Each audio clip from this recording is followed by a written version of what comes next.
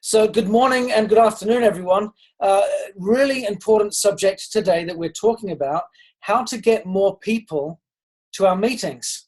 Very, very relevant as we look out over, especially the first quarter of 2017. We have meetings being scheduled left, right, and center, literally from all around the States, North America, and across Europe, really planning to really drive and create a new wave of energy, excitement, and activity so that we can build and grow our businesses. This is really important. I think this is a fundamental step in order for us to move forward successfully in our businesses. So I've got some slides that I'm going to share with us today. I'm going to share my screen because I do think there are some relevant messages I wanted to make a note of. And of course, you can make some written notes yourselves. This is going to be recorded. You can watch it back again. So bear with me while I pull up my screen. Here we go. So the subject today is, of course, how to get people to meetings. So I want to begin by asking some questions, first of all. And as this says here on the slides, I'll read out for those that are listening via the phone.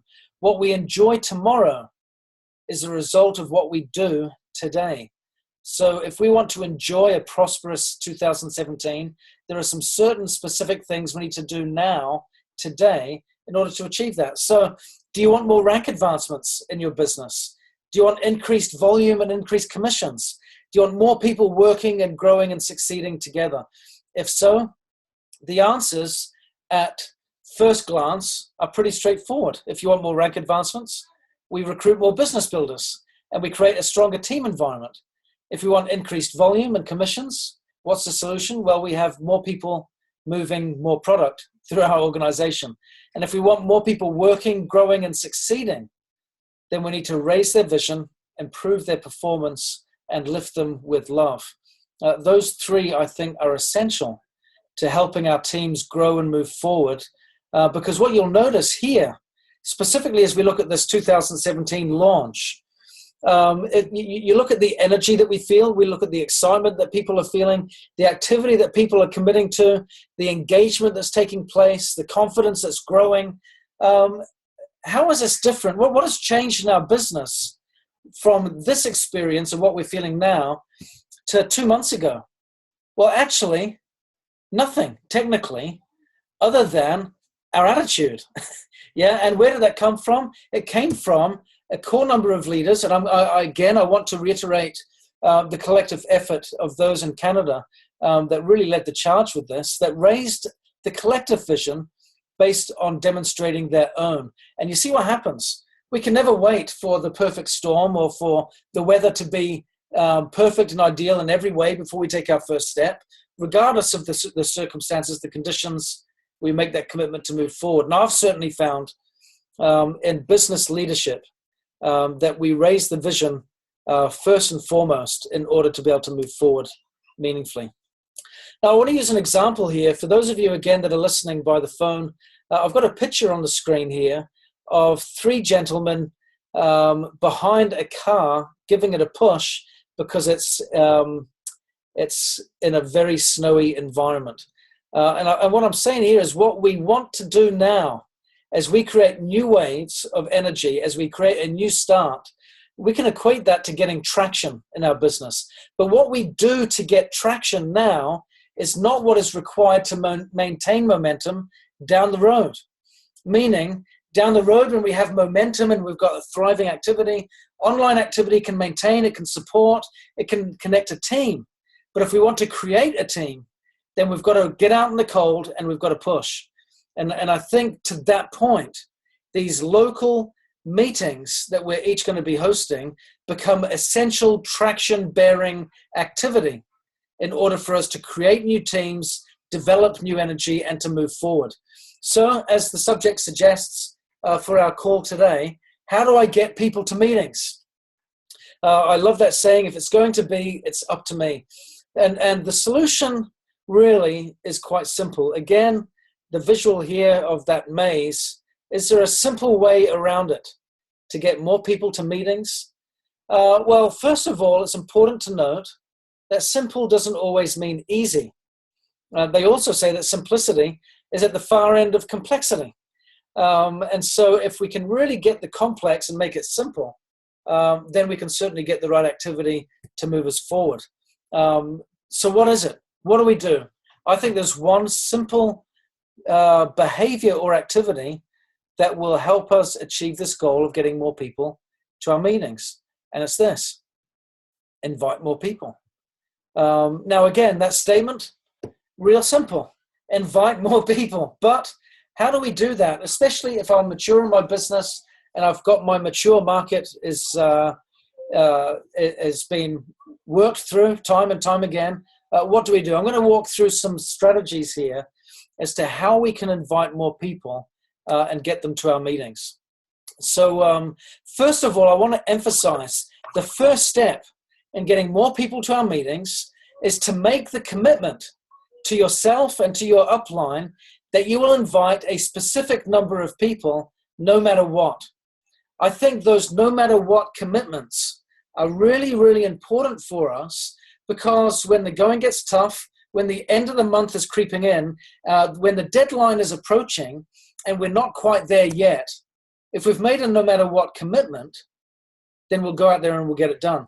We'll stay up late, we'll reach out, we'll ask for referrals, we'll go the extra mile, we'll run at a faster pace in order to make sure we meet our goals. And I'm mindful of the conversation we had going back a few weeks where I had the pleasure of interviewing Rachel Dayton about how she got onto Team Kaizen this year, and the commitment that she had made, that no matter what commitment, that when the end of the month was ticking on, she upped her game. She didn't step back, she stepped up. She didn't lean back, she leaned in. And that's what we're going to make sure we're willing to do right out of the gate. So first off, we make that commitment that no matter what, a certain number of people that we specify will be invited personally to our event. Now, I've suggested here, as we start out, that we write up a list of 150 people in our warm market that live within 50 miles of where our meeting is going to be hosted. We should include in that list their phone numbers and their emails. Now, I've added a caveat here for those that are mature in the business that maybe have gone to their warm markets in the past. The warm market, as we know, is always the strongest audience for getting a fast response. So with that being said, there are a number of different approaches we can try. We can go back to our warm market if we haven't been to them in a while with a different message, a different invitation. That can be an option. Another option, of course, is to ask our warm market for referrals. I would suggest anyone that we speak to, whenever we're personally inviting, we should always have, as an extension of our invitation, a referral request. Is there anyone that you know that may be interested in learning about how to turn purpose into profits? Is there anyone that you know that is interested in earning extra money in 2017 outside of their 9-to-5? Is there anyone that you know that is curious about how the new entrepreneur is making success in their businesses in today's age? Is there anyone that you know that is interested in pursuing active wellness and taking charge of their health as well as their finances? Yeah, the list can go on, but is there anyone else that you know that might be interested? That is a critical question that should be included in any invitation and any approach to definitely to our warm market. So the second thing that we need to do, of course, once we've written up the list, is reach out and connect with them. Now that might seem like an obvious point, but I was at a meeting in the Netherlands a number of years back where I was hosting a silver training. And I was talking about the importance of having our contact lists. And a gentleman in the audience very proudly pulled out a big binder. And he said, "Oh, Ben, check this out. Here is my contact list." And he flipped it over and it had all this wonderful organization to it and structure. And it had literally hundreds upon hundreds of names in this list. And I thought he was very proud of it, and I was very impressed. When I set the challenge that we're going to start contacting people on this list now, in this meeting, at this very moment, he panicked, and he couldn't. I said, "What's going on? You got this great list." And he said, "Oh, well, to be honest, it's about 4 or 5 years old. And I haven't really spoken to any of these guys for years. And so what he had was a dated list. It looked great. It maybe gave him a false sense of security, but it was as effective as a phone book. Yeah, so we need to make sure that our contact lists are up to date, that they are dynamic, meaning we're continually adding to these lists, and we're continually reaching out and connecting with people. So I think that's really important. And if you do have lists that are dated, maybe it is a good time to go back and reach out to a few people and reconnect. Maybe you might want to do that a few times before you reach out and give them the direct invitation. I think that's really important to note as well. So the next point is confirm the commitments. I think this is really fundamental for ensuring that people come to meetings. A lot of people will make a commitment and a lot of people will break a commitment. If you want to make sure that you've got your guests coming, we need to have a list. We need to invite the people. We need to connect with them. And I did say, of course, here, I forgot to mention that verbally, that we should be doing that. We should be inviting them consistently, reaching out to people on our list at least 2 to 3 weeks out prior to the meeting. So that it's fresh, it's dynamic, the energy is there, and so on. But we need to be doing it consistently.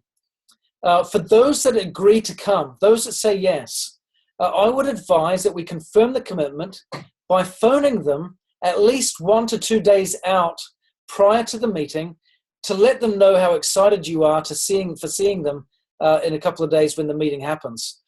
To me, I've deliberately put that little icon of a love heart next to the confirm the commitment. Many people are nervous about confirming the commitment because here is where they may feel that there is a chance of rejection. Maybe at this moment, someone might just go, you know what, I just can't make this, and they back out.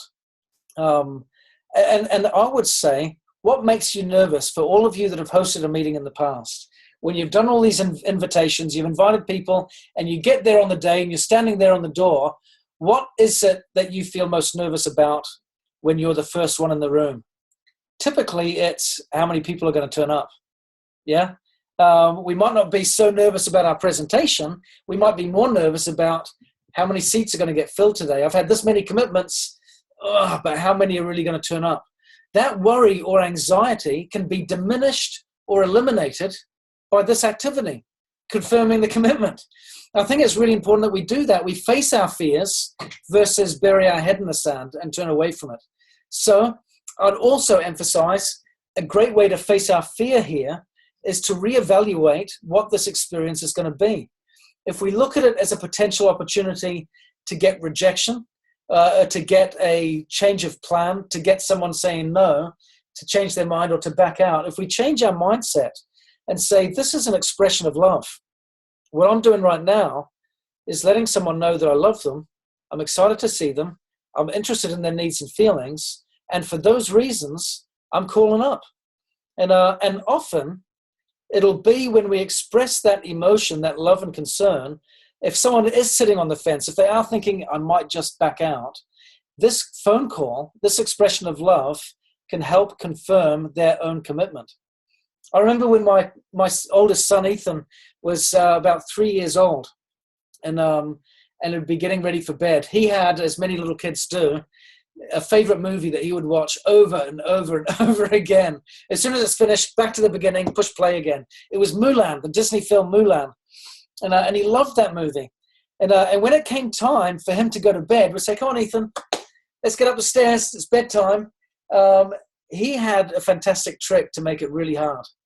He'd turn around to us and he'd say, can I watch Mulan, Daddy? I'd say, no, Ethan, it's bedtime. And he'd go, Mulan, yay! And he'd get really excited, yay, we're going to watch Mulan. Woo! And he'd get all excited, like I just said yes. I was like, no, I said no. But now it's really hard for me to deliver that no.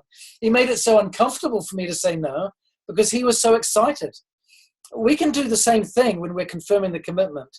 We can jump on the phone with people and be so thrilled, so excited, so pleased that we're going to be catching up with these people in person, connecting face to face. We're going to be at the meeting together. You're going to have a great experience. We can inject so much energy there that it'll get them excited. It'll confirm their desires. And if they are sitting on the fence, it'll help lead them in the right direction. My next point, send an email reminder. I think this is really important as well, that we do this. Send an email reminder. Make sure that everyone has all the information required so that they can come prepared. Let them know the dress code, if there's going to be a dress code. Let them know the times, the breaks, what time to get there, parking's available, maybe a map on how to get there for travel arrangements, that kind of thing. Give them the information that they need so that they can feel comfortable and prepared with everything that they need to have a great experience. We might also want to create a Facebook event. Now, I'm not talking about a Facebook Live event. I'm talking about hosting a Facebook event. You can create, very simply, within a couple of minutes, a Facebook event to promote your live event wherever it might be in your town. You can put a nice little picture there. You can give it a name. You can have the date and time and venue and get people confirming they're coming and so on and so forth. And that will send out reminders to people as well. You can also post there to let people know exciting things that are coming, give them updates. And of course, this Facebook event gives them a chance, other people a chance to share the invitation with their contacts and generate more interest.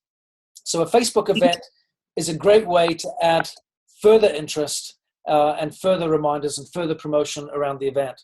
The last point here that I want to emphasize is really, really important, because I believe all of the event hosts that are working together for these events over the first quarter all have teams that they have that are supporting them and are part of this. What I would say here, if you want to get more people to events, don't be the only person at the meeting that is inviting guests. Many of us do that. Many of us will be the only person inviting when we need to make sure that we're getting all of our business builders, all of our business partners, anyone that's associating, anyone that's engaged, anyone that is participating in any way, get them doing the same thing. If you're an event host, again, as Mike said last Friday, it's important to know that the objective here is to duplicate, is to get the next generation and the next generation doing the same things throughout the course of this year, which means any business partners that we have, if we're wanting rank advancements, we know who they are now. And we're saying to these guys, get your 150 names list. I'm doing this. You do it. Invite people, confirm the commitments, send the email reminders, link them to the Facebook event, plug them in, get them to do the same. Let everyone know that they are authorized and entitled to invite people to participate in this meeting. I think that's really, really important that we collaborate in this plan and get as many people inviting as we possibly can. Okay, so what to say then when we're inviting? Here's the next question. What do I say when I'm making this invitation? First of all, I would always emphasize my approach, and my approach isn't the right way. It is a way, not the way. So I want to emphasize that. But my way is that I always strive to personalize my message to the needs of the person that I'm speaking to. So if I know the person, again, especially if it's my warm market, hopefully I've had some conversations and some dialogue prior to the invitation. It's very rare to reach out to someone, especially if you haven't talked to them for a while, and go straight for the kill and extend the invitation straight away. I was on the phone with one of my leaders in Mexico who's hosting an event in January. Mike's coming down for that event as well, and we're going to have a great experience there. But she said part of the purpose of that event was to build the relationships and the environment so that they would come to the next meeting. And the purpose of the next meeting was to build and strengthen the relationships so that by the end of the quarter, people are joining the business, they're getting involved, they're moving forward. She had that understanding that it's a process. And this process applies at multiple levels throughout the course of our experience as we interact with people. So, she used an interesting example. She said, excuse the crudeness of this metaphor. She said, but what we want to do is court the person first. It's like dating. You don't go out on your first date and immediately ask for sex. Now that's a crude analogy, but her point drove it home real strong. What we want to do is nurture a relationship. We want to romanticize with the person. We want to be, all of those romantic gestures when you're dating someone. where you are courteous, you're kind, you're thoughtful, you're considerate, you're doing things to make them happy. We do all of that stuff as we build our relationships. And then when the time is right, we invite them on a date, we invite them to a meeting. But we don't jump straight for the kill off the first bat. That is both uncouth, undignified, unprofessional. So we want to be courteous, and we want to be, if you can use this term, I guess carrying on from that analogy, we want to be gentlemen or gentle ladies, yeah? And so what I would say is build the rapport, have that contact, and remember, in the process, people want the sizzle, not the sausage. So what I've done here is I've just listed just a few questions that I might ask when I'm at the stage where I'm ready to invite these people. And again, just to reiterate, I mentioned earlier on that we might want to invite people maybe a couple of weeks before the meeting starts. Now, what I would suggest is you build the contact list now, and then we start making contact with people on the list now so that we can do that rapport building, so that we can build the relationship, nurture it, so that when we're 2 weeks out from the meeting, hopefully we're at a place where we can be extending the invitations to engage and invite them to the meeting. Does that make sense? I hope so. So what I've done here is I've listed just a few questions that I might ask, but what I'd invite each of you to do is take some time after this call to write some of your own questions down, because it's important that these words are your words. We want to personalize it to the needs of those in front of you, but it also needs to be your own language as well. So I can share some ideas here, and I'm sure others might share some ideas. And if you wish to, if there are any ideas that you've got right now, please feel free to add them in the chat so that others can see and maybe make a note of them as well, because that can be extra helpful. So some of my invitations might be, have you heard about the new way that entrepreneurs are working today? Yeah, and discuss it. Would you like to learn more? But would you like to learn how to turn your purpose into profits? And then we extend from there. We're going to be holding a meeting in a couple of weeks that's discussing that very point. I'd love for you to come along and check it out. You're such a purpose-driven individual, and this just makes us feel so much more on track when we can balance making a difference with making a living. Do you know anyone that makes $20,000 or more in a month working from home? Most people will probably say, no, they don't. Would you like to meet one? We're hosting a meeting in a few weeks where one of these guys, gentlemen, ladies, is going to be at my meeting. You'll get to meet them and ask them some very important questions. You should come along. There is a new movement called active wellness. It's changing people's lives in a way that is really quite dramatic. Would you like to learn more about it? It's incredible.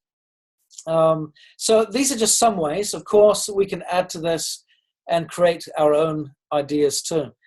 My next question, what if someone says no?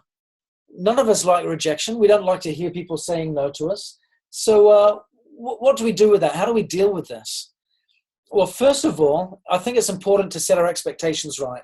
And this is really where I wish to emphasize our attention today, is I want us all to appreciate that, of course, regardless of our own enthusiasm, regardless of the validity of our message, regardless of how important it is, please know that some will say yes, and then they won't show up.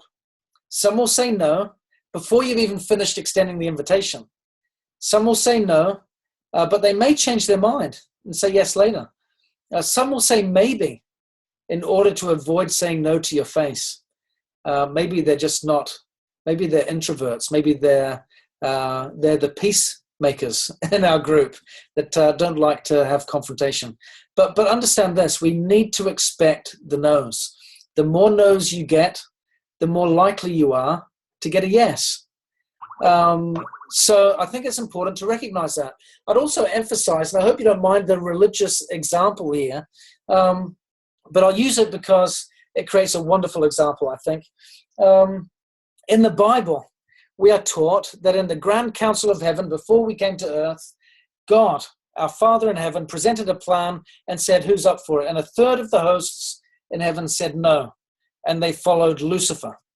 Now here we have an interesting scenario, a perfect plan, and if we don't believe, of course, in Christianity, and at least appreciate the metaphor, but here we have a perfect being with a perfect plan, and a third of his children say no. So, should we feel comfortable in recognizing that there are no's to be had? Yes, but understand this, the more no's you get, the more likely it is that you're going to get to a yes. So I want to conclude with one final point as we reach the end of this call today, is that preparation precedeth power. When we deal with generalities, we will rarely have success. But when we deal with specifics, we will rarely see a failure. It's really important, I believe, that in our planning, that we focus on what needs to be done. What we don't want to do, and here's what I've seen a lot, both in the field and also in business and in life in general, that people, when they have goals, don't often focus on what needs to be done. They focus instead on what they think they can do, or what they feel is comfortable or sufficiently acceptable. What we need to focus on is what does it take to do the job. And don't worry initially about whether or not you have the skills or the ability to get it done. Focus on what needs to be done, and then we find a way to make it happen. And again, if we deal with specifics in that process, I am very confident that we'll find success in the end of our story. So, as we reach conclusions here, I want to emphasize, how do we get people to meetings? We invite more people. We start by building a contact list, reaching out, asking for referrals, building relationships, and then extending invitations. We want to confirm the commitment. We want to send out reminders. We want to have Facebook events. We want to collaborate, get people together doing the same things. We want to extend invitations that are personalized to the needs and the interests of those in front of us. We want to sell the sizzle, not the sausage. And at the end of the day, we need to plan and prepare with specifics so that we can get the best possible outcome in our business. So that is something I really want to emphasize. Ladies and gentlemen, let's get involved here. If you're a launch host coming up in these next few weeks, as we get launching into our new business, please, I invite you to pay careful attention to these activities. If you are not a launch host, but you are planning on attending and participating, then I would encourage you to apply this as well and invite as many people as you can to participate in these meetings and make it a joint collective success. If you're going to participate or attend any of these events, then please know it'll be more successful for you and your business if you do not go alone.